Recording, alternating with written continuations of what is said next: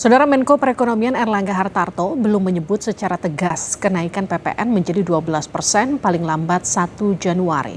Tapi aturan undang-undangnya mewajibkan kenaikan PPN. Bagaimana sih malakama kenaikan PPN ini? Kita akan bahas bersama Eko Listianto, Wakil Direktur Institute for Development of Economics and Finance atau INDEF. Kita juga telah mengundang perwakilan dari Kemenko Perekonomian tapi belum mengonfirmasi hingga saat ini. Selamat malam, Mas Eko. Ya, selamat malam Mbak Livi. Mas Eko, ini sebenarnya sudah diatur dalam undang-undang kenaikan PPN ini, tapi yang jadi pertanyaan seberapa besar urgensinya menaikkan dari 11 ke 12%, itu dulu.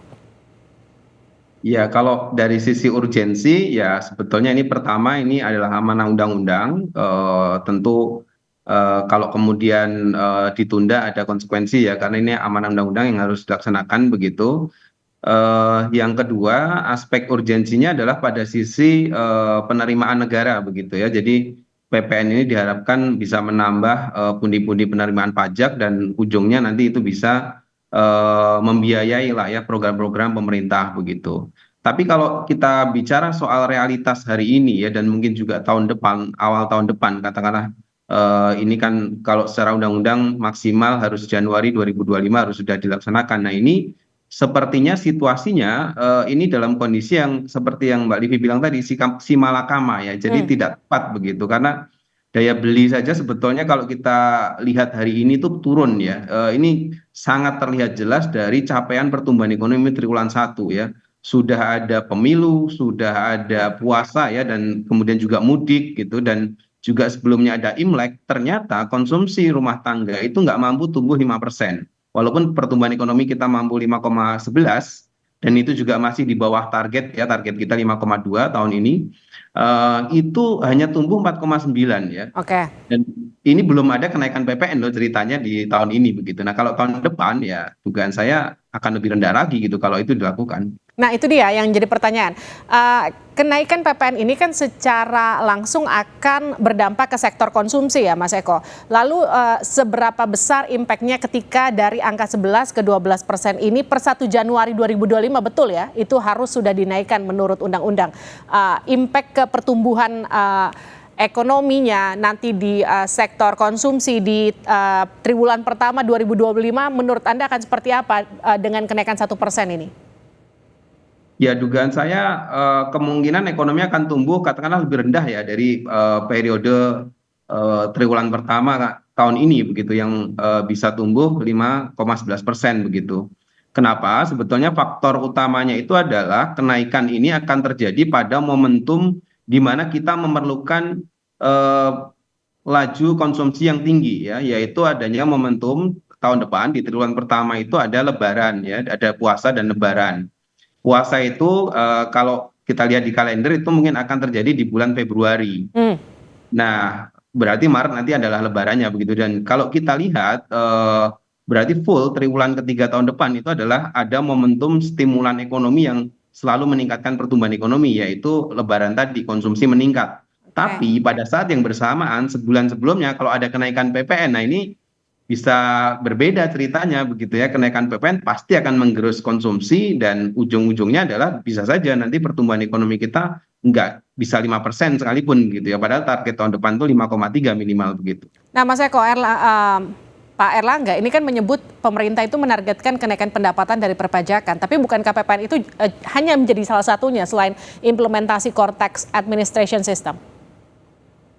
Iya benar begitu. Jadi ini sebetulnya yang mau dilakukan pemerintah, apakah kita menarik di awal gitu ya. Jadi pokoknya nggak peduli situasi ekonominya seperti apa, tapi karena undang-undang sudah bilang begitu dan ini ya yang mengujikan pemerintah sendiri ya sebetulnya angka 12% itu gitu ya harus diterapkan maksimal 2025 begitu. Nah itu menurut saya apakah kita tarik di awal begitu ya atau sebetulnya katakanlah quote and quote tidak terjadi kenaikan, tapi kita bisa menstimulasi perekonomian. Karena ekonomi yang tumbuh itu juga menghasilkan tingkat perpajakan yang lebih baik gitu sebetulnya. Jadi mau ditarik di depan begitu ya atau di belakang. Nah kalau menurut saya ya impactnya ini akan lebih bagus kalau kemudian kalau bisa ditahan harusnya bisa ditahan begitu ya. Dan kemudian bisa ekonomi bisa menggeliat lagi. Karena jangan lupa awal tahun depan ini adalah masa-masa 100 hari pemerintahan yang baru begitu. Di mana biasanya dari hari ke hari akan sangat dilihat ya oleh investor, ya oleh para pelaku ekonomi, apakah akan terjadi geliat ekonomi atau tidak. Nah, sekali kemudian kita langsung menghantam dengan kenaikan PPN yang ujungnya nanti konsumsi melambat itu tanda-tanda nanti investasi nggak bisa bergairah begitu. Padahal sebetulnya itu adalah momentum untuk kita benar-benar mendorong ekspektasi investasi kita lebih tinggi gitu, karena pemilu berjalan dengan lancar dan kemudian terbentuk pemerintahan yang baru begitu kan. Jadi harusnya justru pada saat kita benar-benar berusaha untuk memacu optimisme perekonomian begitu. Nah, Mas Eko, kan memang selain menaikkan tarif itu juga perlu menaikkan intensifikasi pajak. Jadi baiknya begitu. Tapi menurut Anda gimana? Iya, sebetulnya upaya intensifikasi ini juga selalu dilakukan ya. Salah satu tadi juga disebut di dalam video tadi ya, Cortex System begitu ya, Hmm. untuk bisa lebih ke depan mendigitalize ya dari perpajakan kita begitu. Dan itu saya sepakat dengan itu ya. Memang progres ke depan harus lebih terdigitalize begitu ya, lebih transparan sehingga lubang-lubang katakanlah untuk melakukan upaya penghindaran pajak itu bisa ditutup gitu ya atau Hmm. dihilangkan. Ini tentu bagus begitu. Nah, tapi soal PPN ini, karena ujung-ujungnya PPN ini harus berkaitan dengan konsumsi masyarakat, sebetulnya harus ada ruang fleksibilitas di sini begitu. Tapi kan itu tidak terjadi ya, di undang-undang itu langsung strict menyatakan pemberlakuannya maksimal kapan begitu, sehingga ya ada konsekuensi begitu kan secara mungkin politik gitu kan kalau itu tidak dilaksanakan. Tapi juga bukan berarti itu nggak bisa katakanlah ditunda atau diberlakukan terbatas begitu. Faktanya ketika terkait dengan kebutuhan pokok ya, ketika naik dari 10 ke 11% ya beberapa tahun lalu, katakanlah 2002 yang lalu begitu ya, ternyata riuhnya di media sosial protes terkait dengan kebutuhan pokok yang sebetulnya memang tidak dinaikkan ya, tapi kan masyarakat bingung gitu kan. Nah, pada akhirnya juga kemudian pemerintah harus menjelaskan ke masyarakat dan memang tidak terjadi kenaikan ya pada sejumlah kebutuhan pokok atau pendidikan dan lain-lain. Hmm. Tapi kan hampir semua ya sebetulnya yang dikonsumsi masyarakat itu berkaitan dengan kenaikan PPN ini begitu. Jadi impact-nya ini luas nanti gitu.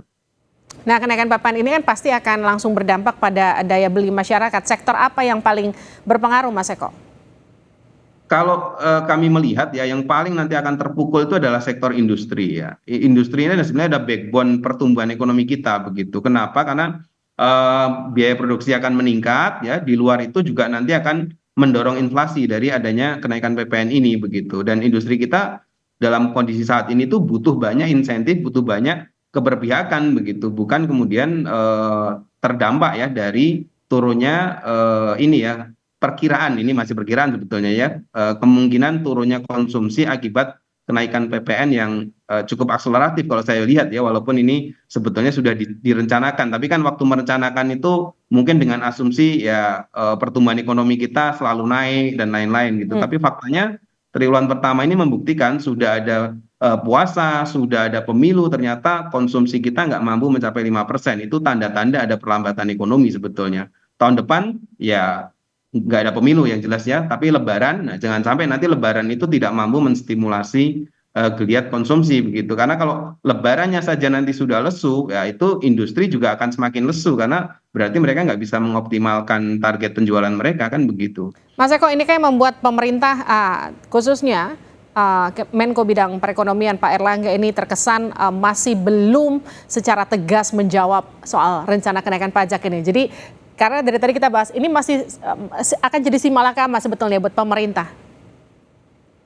Iya benar ya, ini memang tidak mudah gitu ya bagi keputusan menteri siapapun begitu ya, termasuk mungkin Pak Erlangga begitu, karena ini kan ini undang-undang begitu kan, tentu saja kalau mau merubah undang-undang juga ada implikasinya kan gitu ya, harus ada ini. Tapi kan dulu juga undang-undang ini UU HPP ini sangat mudah lolos ya di DPR karena kan juga sebetulnya ibaratnya kritik masukan dari masyarakat sipil dan lain-lain kan tidak begitu kuat di parlemen ya, karena mayoritas ya koalisi lah kira-kira gitu ya. Hmm. Sehingga menurut saya sih kalau memang ini nanti dikhawatirkan sangat mengancam terhadap pertumbuhan ekonomi kita, kalau mau direvisi kan sebetulnya juga secara politik mungkin bukan hal yang sulit ya.